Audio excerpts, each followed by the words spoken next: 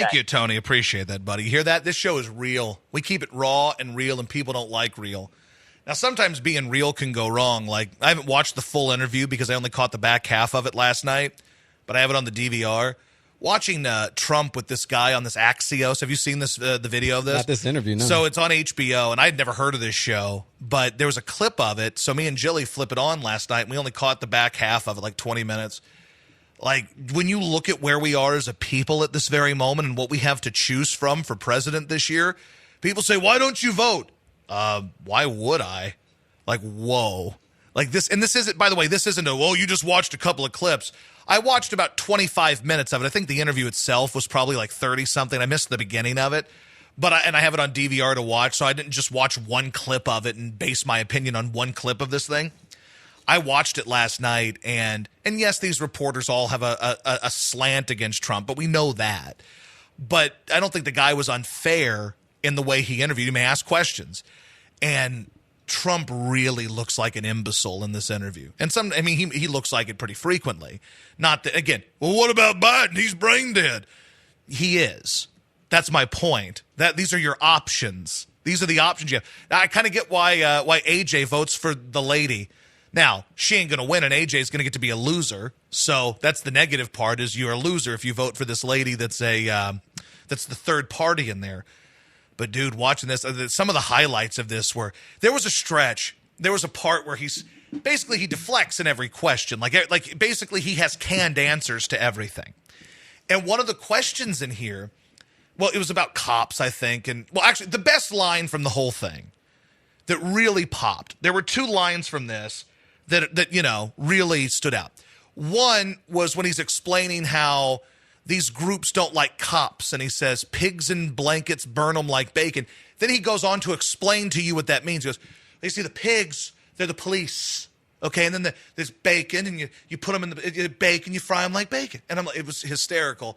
But the other part, and when I tell you that, like, it almost feels like something that a real person would not say. That's why it felt kind of like SNL. But I'm watching the interview, and he's talking about all the things he's done for black people. And he goes, let me tell you something. I have done more for black people with the exception of possibly Abraham Lincoln. Like, come on. Like, that's funny. That's hysterical. Like, with a straight face to be able to look at this guy and go, let me tell you something. And maybe he's done great things for black people. I'm not saying that there haven't been good things that have happened, right? And again, I don't believe everything you read on the internet or all the rage on Twitter. But I'm watching this interview, and when he and it wasn't even stone cold, like, well, with the exception of Abraham Lincoln, who freed the slaves. It was possibly with the exception of. It wasn't, Trump has done the most that any president in the modern history has done. You can go, okay, you have to dig into the notes on that, but that's not horrendous, okay? But you can live with it. But the guy, he's being interviewed by this dude, and he goes, with a straight face, he looks at this guy and says, let me tell you something.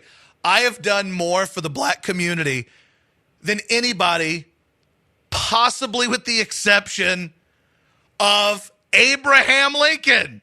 And the guy goes, well, what about, he starts listing something. It's like, no, I've been better.